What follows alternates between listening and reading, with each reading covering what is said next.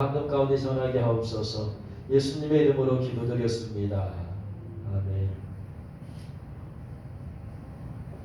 작가이자 미국 목회자 연합의 대표이기도 한 조셉 마테라 목사님의 쓴 세속화된 신앙인의 10가지 특징을 보면, 첫 번째, 하나님의 뜻을 먼저 생각하지 않고 중요한 결정을 내린다. 두 번째, 하나님보다 사람들의 시선을 더 의식한다. 하나님의 임재의식이라는 그런 의식이 없다는 거죠. 세 번째, 성령님에 이끌리지 않고 돈에 이끌린다. 네 번째, 하나님께 예배드리기 위해서가 아니라 인간관계를 목적으로 예배에 참석한다. 다섯 번째, 대중문화가 추구하는 가치를 따른다. 여섯 번째, 하나님은 내 인생의 전부가 아니고 일부분뿐이라고 그렇게 생각합니다. 일곱 번째, 하나님의 뜻을 추구하는 삶을 살지 않는다. 여덟 번째, 다른 이들에게 복음의 영향력을 미치지도 않고 또 전도도 하지 않는다. 아홉 번째, 그리스도의 제자가 되지 않고 또 제자를 삼지도 않는다. 여섯 번째, 재정에 있어서 성경적 청지기 정신을 가지고 있지 않다. 이렇게 10가지를 말하였습니다. 그런데 이 가운데서 물질과 관련된 것을 2가지나 말씀을 한 걸 봅니다. 세 번째, 성령에 이끌리지 않고 돈에 이끌린다. 무엇을 결정할 때에 주님의 뜻이 어디 있느냐, 성령님이 어디로 인도하시냐, 그걸 따라서 결정하지 않고 어디가 돈을 많이 주느냐, 어디가 더 돈을 많이 유익이게 하느냐. 그래서 세속적인 성도는 하나님의 뜻, 성령의 인도하심보다 돈에 의해서 이렇게 이끌림을 받고 결정한다는 얘기죠. 또 세속적인 성도는 이 모든 물질이 하나님께로 왔으니까 하나님의 뜻대로, 하나님 맡긴 대로 잘 살아야겠다는 그런 마음 없이 재정에 있어서 성경적 청지기 정신을 가지고 있지 않다. 내리니까 내 마음대로 쓴다라고 하는 그런 마음이겠죠. 그래서 이 10가지 중에서 물질에 관한 부분이 2가지인데, 얼마 전에 이 본문 말씀, 오늘 성경 읽은 봉독한 말씀을 묵상하면서 그러면서 다시 한번 이렇게 묵상이 되어졌고 또 마음에 깨달아짐이 있어서 이 말씀을 가지고 이제 한번 나눠야 되겠다 했는데, 어제 이런 마음을, 이 말씀에 대한 마음을 주셔서 말씀을 나누려고 합니다. 저게 그 고등학교 그 반 아이들의 그 톡이 있습니다. 동창톡도 있고 반 아이들 톡이 있습니다. 전주에 몇 명이 있는데 가끔 한 번씩 이렇게 모이자라고 얘기해서 몇 번 나간 적이 있습니다. 근데 그 친구들이 모이면 뭐겠어요? 주로 모여서 뭐 하겠어요? 주로 세상 사람들 모이면 뭐 합니까? 술 마시지요. 저녁 간단히 먹으면서 술 마시고 2차 술 마시고 그런 거죠. 그래서 그들은 만나면 한잔하자. 세상 사람들은 다 그러지 않습니까? 한잔하자 만나면. 그래서 만나면 술 한잔하고 술하면서 또 이렇게 얘기하고 그리고 헤어지고 또 누구 만나면 술 한잔하자. 이게 다 인사처럼 되어 있죠. 근데 저는 이제 그러한 술을 안 마시니까 그러한 곳에 돈을 쓰는 것이 아깝죠. 밥을 같이 먹고 하는 데는 전혀 아깝지 않지만 술을 마시는데 돈을 쓰고 하는 것은 너무나 아깝죠. 왜? 저는 술에 전혀 관심이 없고 마음도 없기 때문에 그랬죠. 사람들은 자기가 좋아하는 것, 마음이 있는 것, 관심이 있는 곳에 물질을 쓰는데 그 물질 쓰는 것을 아까워하지 않아요. 술을 좋아하는 사람은 같이 만나서 술 마시는 것에 돈 아까워하지 않아요. 전혀 아낌없이 씁니다. 또 야구를 좋아하는 사람은 야구 이렇게 보러 가고 또 야구 장비를 사고 이렇게 하는데 돈을 쓰는 건 전혀 아깝게 여기지 않아요. 축구를 좋아하는 사람들이라면 좋은 축구화를 사는데 아까워하지 않아요. 좋은 축구공 유니폼 사는데 아까워하지 않아요. 왜냐하면 사람들은 자기가 좋아하는 것에 돈을 쓰는 것은 전혀 아까움이 없습니다. 그런데 자기가 좋아하지 않아, 별 관심이 없어, 마음이 없어, 그런 것에 돈을 쓰는 건 아까워하지요. 그래서 사람들이 마음이 있는 곳에 물질을 더 쓰겠습니다. 거꾸로 말하면 물질이 있는 곳에 그 사람의 마음이 있음을 우리는 알 수 있어요.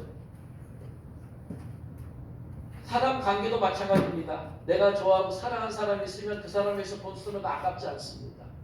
그런데 사랑하지 않아요. 좋아하지 않아요. 근데 그 사람을 위해서 내가 돈 쓰는 거, 물질 쓰는 거 아깝지 되는 게.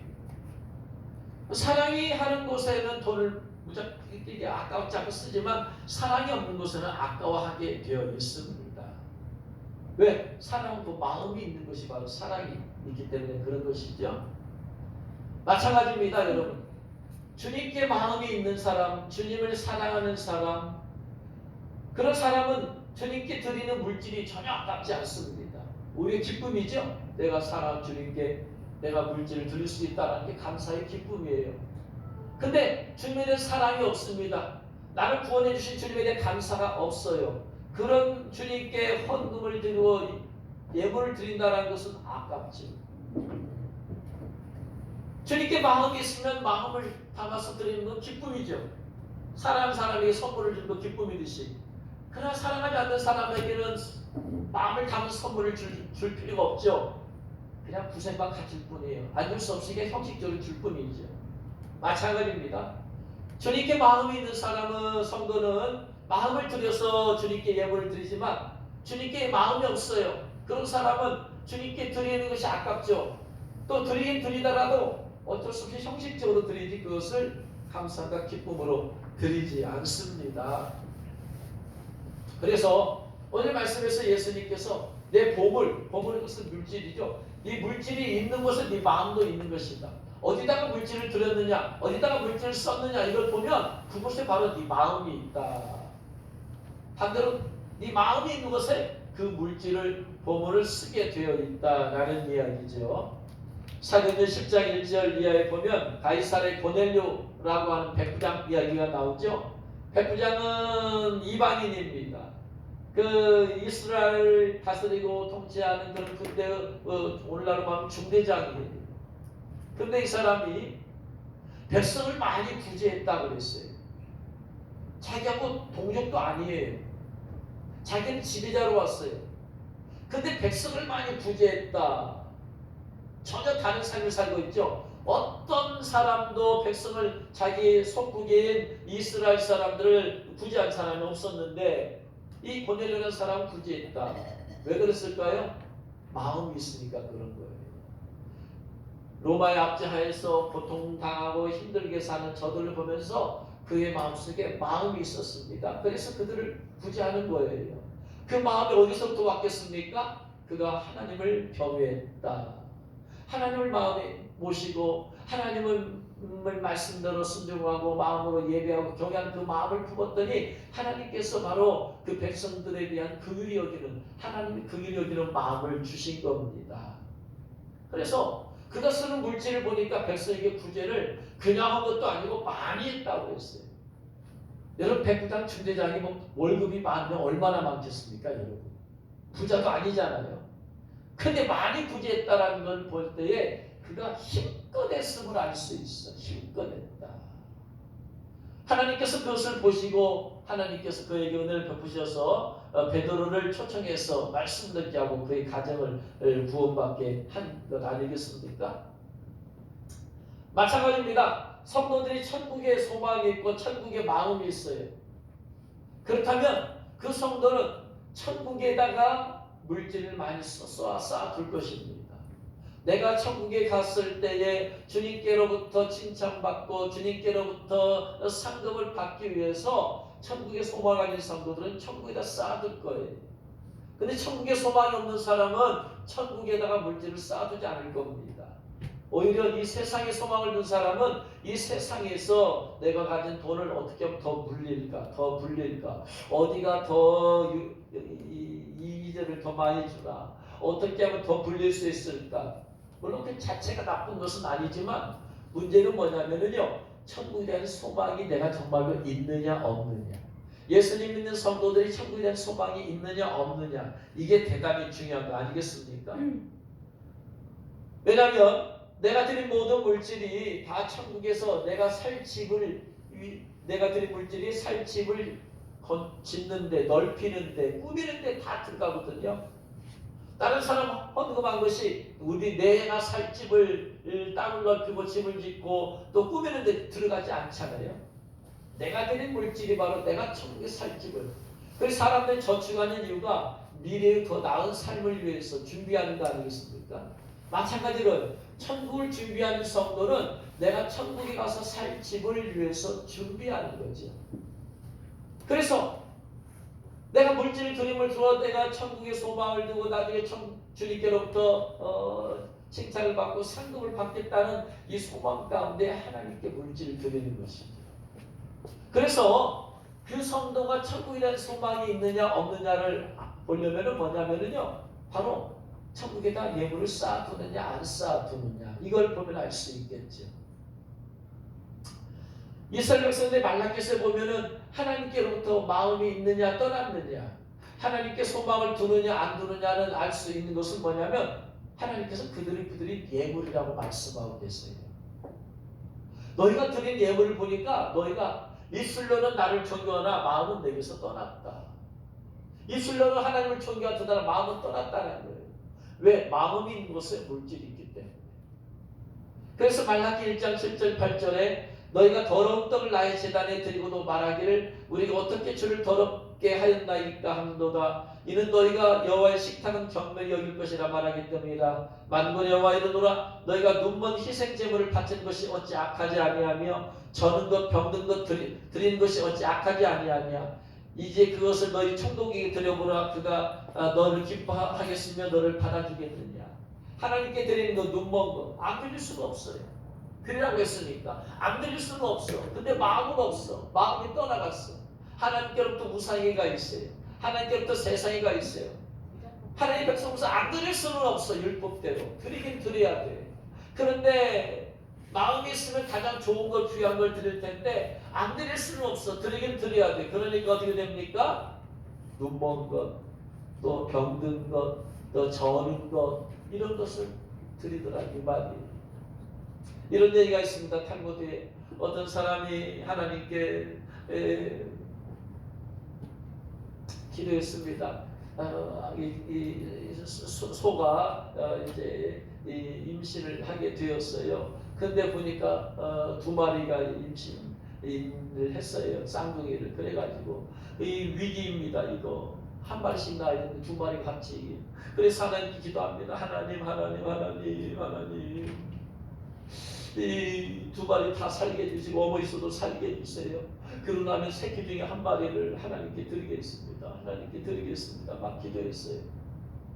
열심히 해가지고 결국 어머니서도 살고 2마리 송아지가 태어났어요.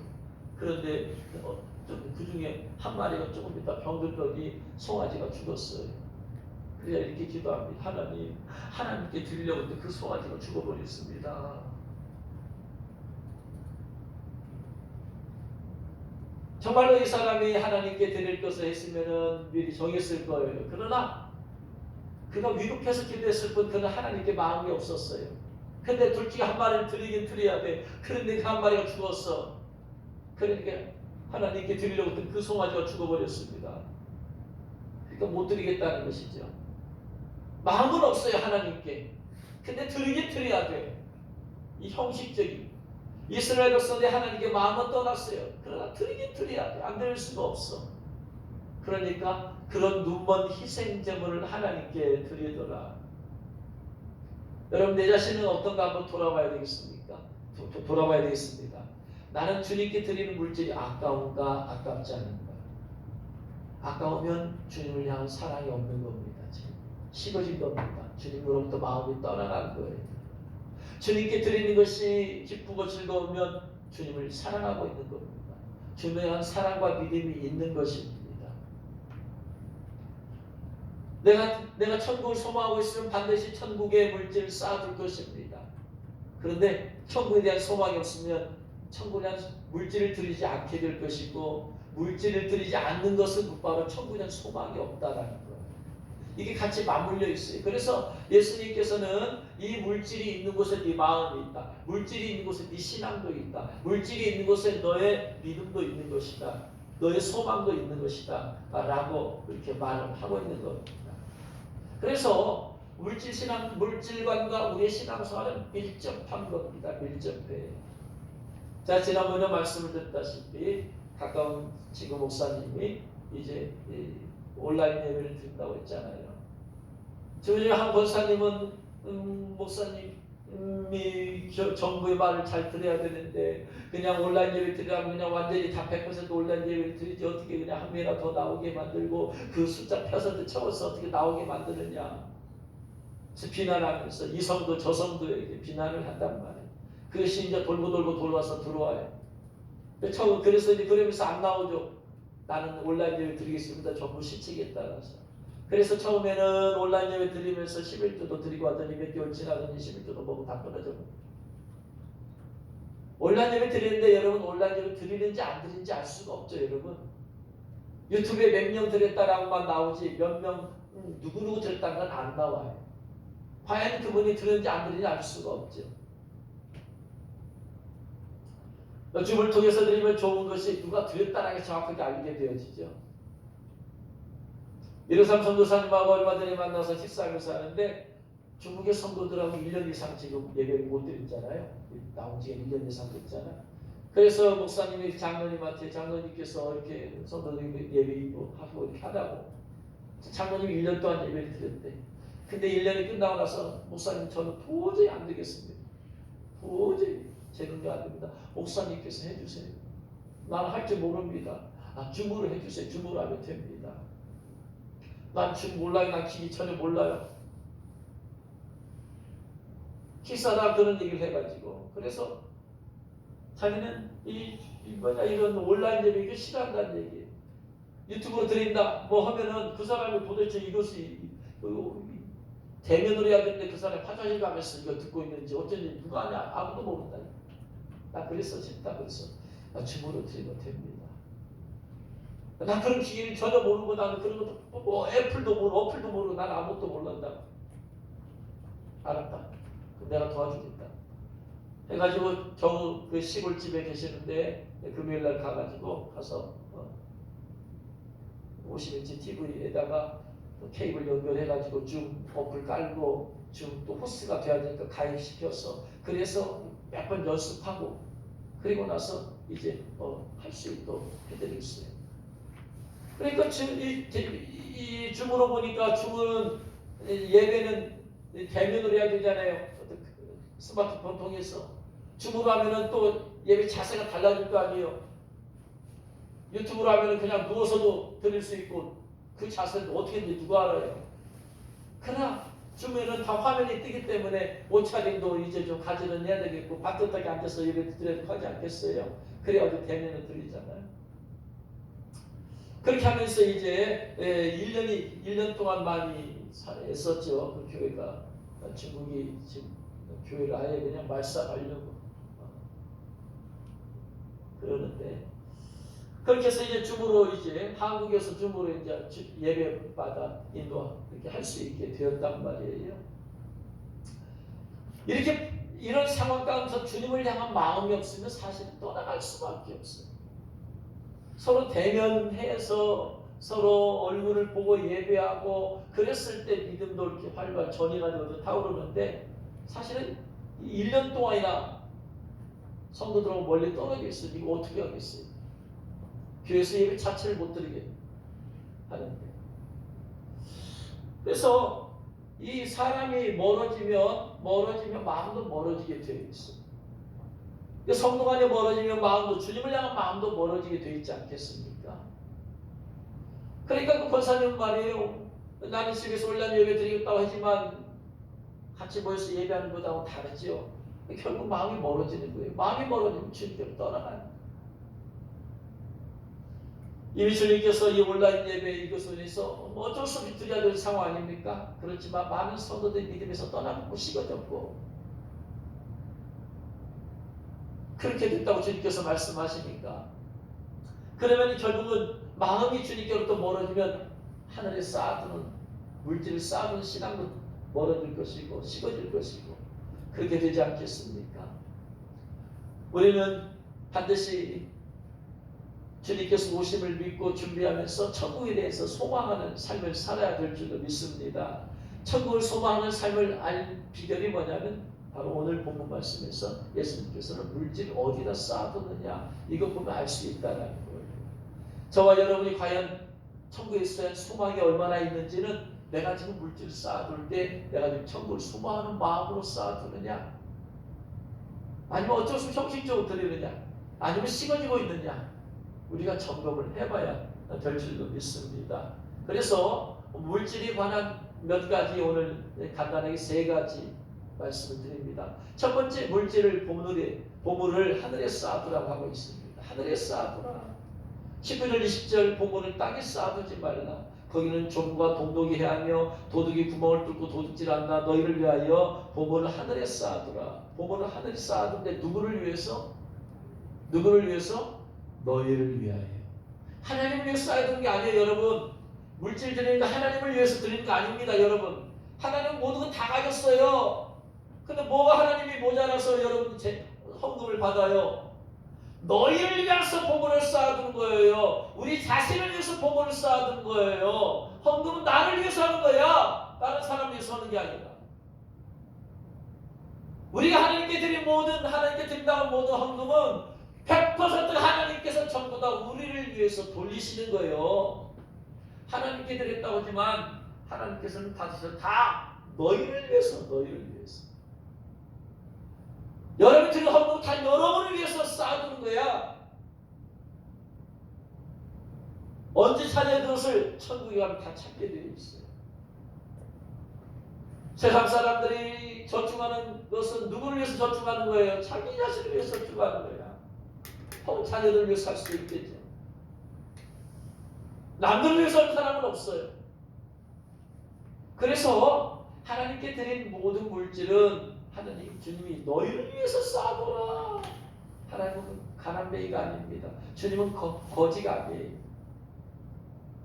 하나님께 모든 것이 다 가지셨는데 뭐가 부족해서 하나님이 받으세요. 그것을 드리라고 하는 이유는 너희를 위해서 보물을 쌓아두라. 쌓아두다라는 것은 저장하다, 비축하다, 저축하다 이 말. 그래서 여러분이 드린 헌금은 여러분을 위해서 쌓아두는 것입니다. 말씀드렸잖아요. 여러분의 살 집을 위해서 쌓아두는 거예요. 여러분의 집, 천국 가서 살 집 넓히고 가꾸고 짓고 하는데 다 사용하는 겁니다.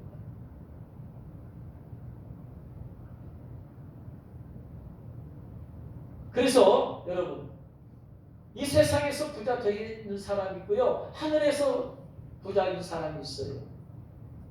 이 세상에서는 부자인데 하늘나라에서 가난뱅이인 사람이 있고요, 이 세상에서 가난한데 하늘나라에서 부자인 사람이 있어요. 세례 요한에 대해서 뭐라고 합니까? 세례 요한은 하나님 앞에 큰 자가 될 것이다. 세례 요한이 하나님 앞에 큰 자예요. 세상에서 큰 자, 그 당시에 세상에서 큰 자는 헤로드 왕이에요. 근데 세례 요한은 세상에서 큰 자가 아니고 하나님 앞에 큰 자란 말이에요. 세상의 큰 자는 헤로드 왕이기 때문에 헤로드 왕이 세례 요한의 목을 잘라버렸어요. 죽여버렸어요. 그러나 하나님 앞에 갔을 때는 세례 요한이 큰 자가 됩니다.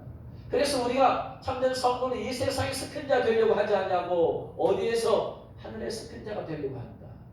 하늘에서 큰 자 되는 방법이 뭐라고 그랬어요? 누가복음 1장 14절, 5절, 6절에 보면은요, 주 앞에 큰 자가 되며 포도주나 독한 술을 마시지 아니하고 모태로부터 성령 충만받아 이스라엘 자손을 주곧 그들의 하나님께로 많이 돌아오게 하겠습니다. 주 앞에 큰 자가 어떤 큰 자예요? 사람들을 많이 하나님께 돌아오게 하는 자. 이게 큰 자야. 주 앞에서 큰 자가.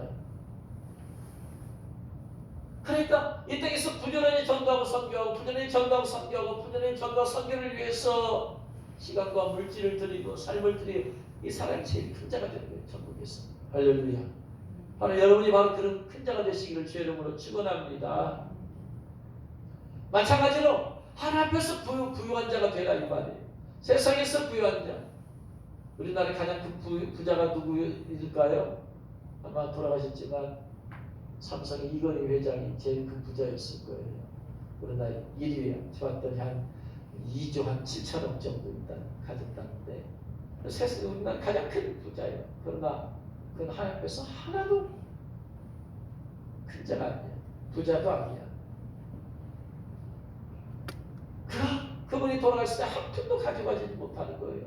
그가 하늘에 쌓아둔 적이 있습니까? 그가 주님께 드린 적이 있어요. 자기가 생명 산에 쌓아둔 게 한 푼이라도 있나요? 한 푼도 없어요. 그래서 이 세상에서 어떤 작은 성도라도 천국에서는 이건희 회장보다 더 큰 자가 되는 겁니다. 할렐루야. 그래서 여러분 이 세상의 부자 되려고 하지 말고 하늘의 부자가 되려고 힘쓰시기를 주의 이름으로 축원합니다. 두 번째, 하늘에 쌓아두는 건 우리가 드리는 예물과 물질 다 하늘에 쌓아두는 거예요. 여러분 자신, 우리 자신을 위해서 드리는 겁니다. 근데 하늘에 쌓아두는 것 또 하나가 있어요. 누가복음 12장 33, 34절. 누가복음 12장 33, 34절. 같이 읽겠습니다. 너희 소유를 팔아 구제하여 낡아지지 아니하는 배낭을 만들라. 곧 하늘에 둔 바 다함이 없는 보물이니 거기는 도둑도 가까이 하는 일이 없고 종도 먹는 일이 없느니라. 너희 보물이 있는 곳에는 너희 마음도 있으리라. 아멘. 지금 마태복음 똑같은 말씀이죠. 근데 하나가 달라요. 33절에 뭐 하라는 얘기가 나와요? 구제하라. 구제하라. 구제하는 것이고 하늘에 쌓아두는 것이다. 구제하는 것이고 하늘 아래 소망을 두고 사는 것이다. 왜 그럴까요? 잠언 19장 17절에 가난한 자를 불쌍히 여기는 것은 여호와께 구워드리는 것이니 가난한 자를 불쌍히 여기는 것은 여호와께 구워드리는 것이니 내가 가난한 자를 불쌍히 여기서 구제를 했어요. 도와줬어요. 근데 이건 누구한테 드리는 것이다? 여호와께 구워드리는 것이다. 그의 선행을 그에게 갚아주시리라. 하나님께서 갚아주시리라. 그래서 하늘에 쌓아둔 것은 하나님께 드린 예물도 있지만 사람들에게 쓰되 구제하는 것이고 또 하늘에 쌓아둔 것이다. 이 말이에요. 그러니까 하나님께만 드린 것도 아니고 우리가 사람들에게 가난한 자들에게 물질주의 약한 자에게 주는 것이고 바로 하늘에 쌓아둔 것을 여러분 믿으시기 바랍니다. 특별히 구제할 때는 몇 가지 원칙을 해야 돼. 따라서 해야 돼요. 첫 번째, 구제는 갚을 능력이 없는 자들에게 하는 것이 참된 구제예요. 내가 이 사람을 도와줬어. 그때 저 사람이 날 도와줬어. 이건 구제라고 할 수가 없다 이 말이에요. 왜? 하나님이 갚아주셔야 되는데 그 사람의 재물이 능력이 있어 갚아줬잖아요. 그 사람이 충분히 갚을 능력이 있는 사람을 도와주면 그냥 도와주는 거예요. 참된 구제는 갚을 능력이 없는 사람에게 도와줘라. 누가복음 14장 12절로 14절. 누가복음 14장 12절로 14절. 같이 읽겠습니다. 또 자기를 청한 자에게 이르시되 내가 점심이나 저녁이나 베풀거든 벗이나 형제나 친척이나 부한 이웃을 청하지 말라. 두렵건대 그 사람들이 너를 도로 청하여 내게 갚음이 될까 하노라.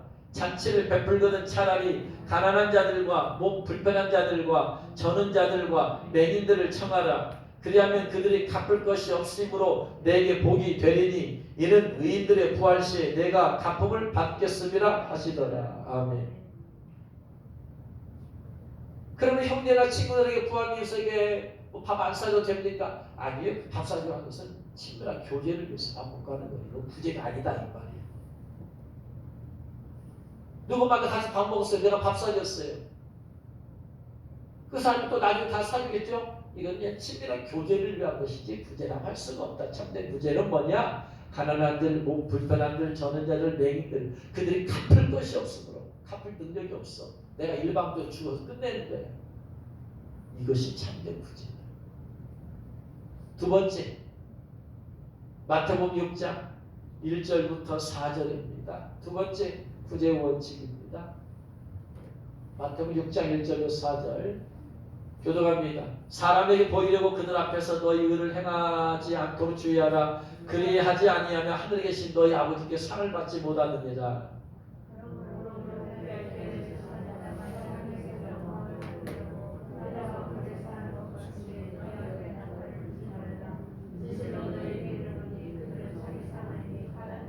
너는 부자에게 오른손이 하는 것을 왼손이 모르게 하여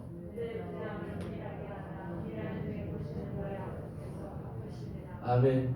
구제의 두 번째 원칙. 첫 번째 원칙은 갚을 능력이 없는 자들에게 베푸는 것이 참된 구제고, 두 번째는 은밀하게 하는 것이 참된 구제다.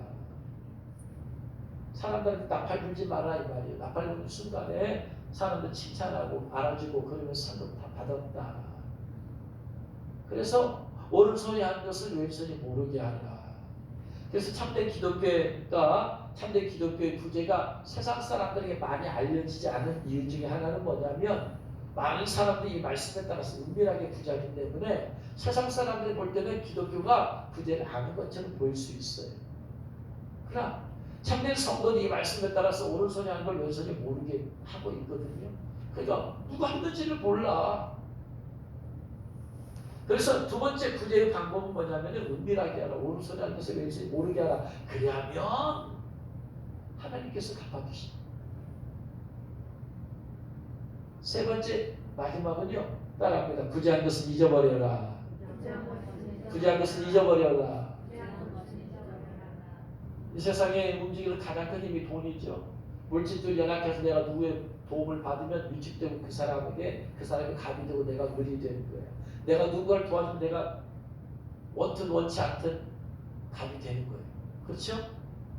내가 도와준 걸 가지고 이제 어느 조그만 영향력이라도 행사하고 그러려고 하면은 이게 이제 잘못됐다 이 말이에요. 잊어버리라. 부지한 물질을 가지고 사람들에게 영향력 행사해서 내 말을 듣게 하고 옛날 어느 목사님께서 그런 말씀을, 교회 안에서 헌금을 많이 하는 성도에게 회의할 때는 조용히 하라. 헌금을 많이 하는 성도가 교회에서 발언권을 쓸 수밖에 없어. 사람 다 아니까.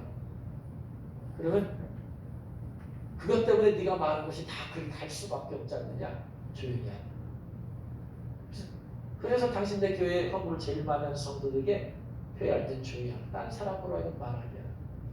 돈이 없는 사람은 내가 돈이 힘이 없으니까, 가난하고 힘이 없으니까 말할 의견을 제시할 것도 없어. 그럼 뭐냐면 전부 다 교회가 돈을 많이 헌금하고 돈의 권력, 돈 근력을 가진 사람에서 교회가 이끌어요. 마찬가지 장로님 가운데 헌금을 제일 많이 한 분이 있다. 자, 당회에서 말하지 마라. 무슨 일 할 때마다 돈이 필요할 거 아니에요? 그러면 그분이 의견을 내놓으면 그걸 따라갈 수밖에 없지 않느냐? 이렇게 하면 교회가 성령의 인도하심, 하나님의 인도하심 받아가는 게 아니고 돈의 이끌림이 받게 되어집니다. 절대로 말하지 말아라. 그래서 구제한 것은, 헌금한 것은 잊어버리라. 내가 이걸 통해서 어떠한 조금이라도 영향력을 행사하려고 하는 그 마음이 있음 자체가 마음이 잘못된 것이다. 자, 이제 말씀을 마칩니다. 이제 많은 교회가 대면 예배를 드리지 못하고 온라인 예배를 드림으로써 성도들이 교회에 나오지 않고, 그러면서 많은 교회가 물질적으로 어렵다는 얘기를 많이 들었어요. 물론 저희 교회도 예외는 아니지만 그래도 감사한 것은 저희 교회는 작년 예산에 비해서 결산이 더 많아져. 그래서 제가 무슨 교회 헌금을 강조하고 그러지는 않지 않습니다. 어차피 교회는 주님의 몸된 교회예요. 그냥 기도하고 나갈 뿐이야. 부족하면 주님께서 채워달라 기도하면 될 것이고, 당신 몸이니까 당신 주님의 몸된 교회가 필요한 물질 채우시고 누군가 감동해서 하실 거예요. 다만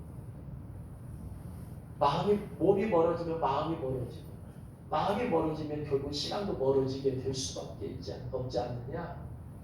그래서 우리가 계속해서 주님께 소망을 두고 주의 오심을 소망하고 천국에 대한 소망을 두고 사는 삶을 우리가 체크해 봐야 됩니다. 그래서 천국을 첫 번째 천국에 대한 소망을 가지고 있다면 천국의 물질을 계속해서 쌓아두기를 써야 될 줄로 믿습니다. 천국에 쌓아두는 물질 다 누구를 위한 것이다? 주님을 위한 것이다? 나를 위한 것이다?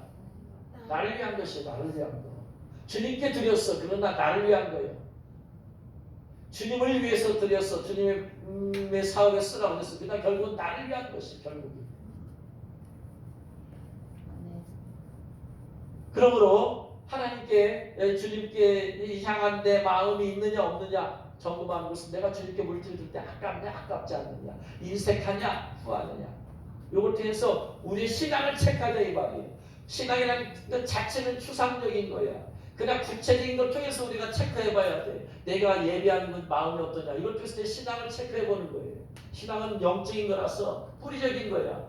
겉으로 드러나는 열매를 보고 뿌리를 알라고 했기 때문에 내가 기도하는 걸 통해서 내가 신앙을 좀 보자 이 말이야.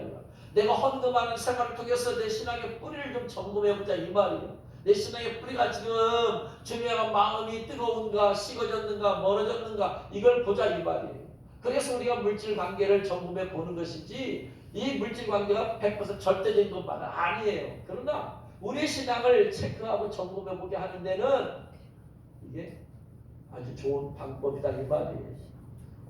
물질을 통해서 천국을 소망하는 여러분 믿음이 있는가? 여러분 지금 여러분 마음을 보세요.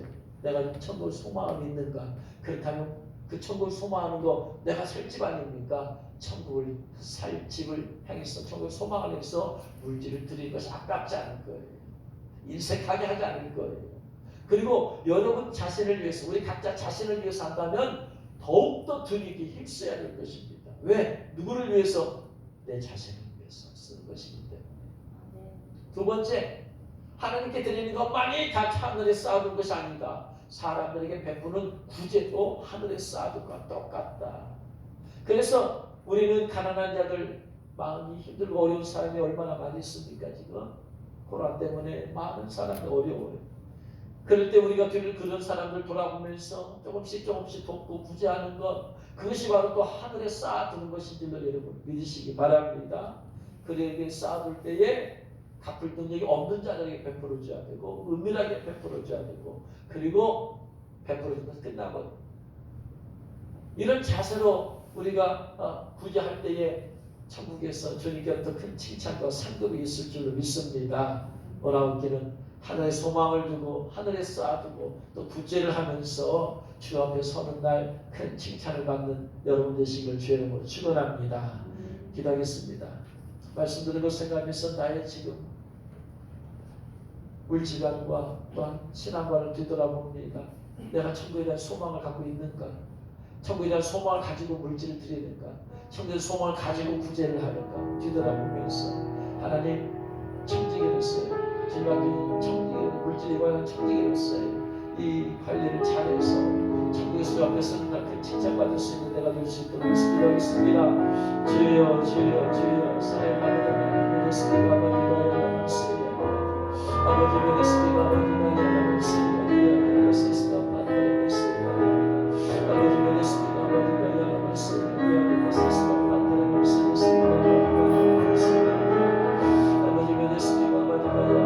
예수님과 만나는 예수님과 살아계신 하나님 아버지, 우리가 이 땅에 사는 동안에 천국을 소망하며 살게 하여 주옵시고 천국에 대한 소망이 있으면 바로 우리가 하나님께 온전히 드림을 통하여서 또 인생한 마음으로 억지로 드리는 게 아니고 기쁨으로 감사로 함께 드리게 하옵소서. 과연 내가 주님을 사랑하는 마음이 있습니까? 주님을 향한 헌신과 뜨거운 마음이 있습니까? 우리 신앙관을 특별히 점검할 때에 우리의 헌금관을 뒤돌아보게 하여 주옵소서. 인색함으로는 억지로 드리는 것은 바로 우리의 믿음이 떠나가고 식어졌기 때문이요.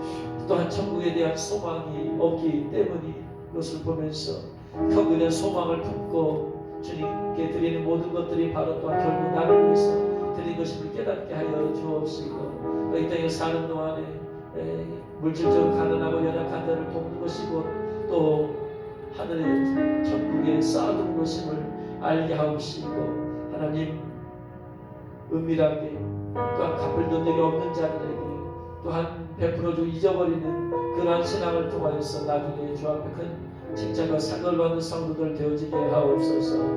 예수님의 이름으로 기도드렸습니다. 아멘.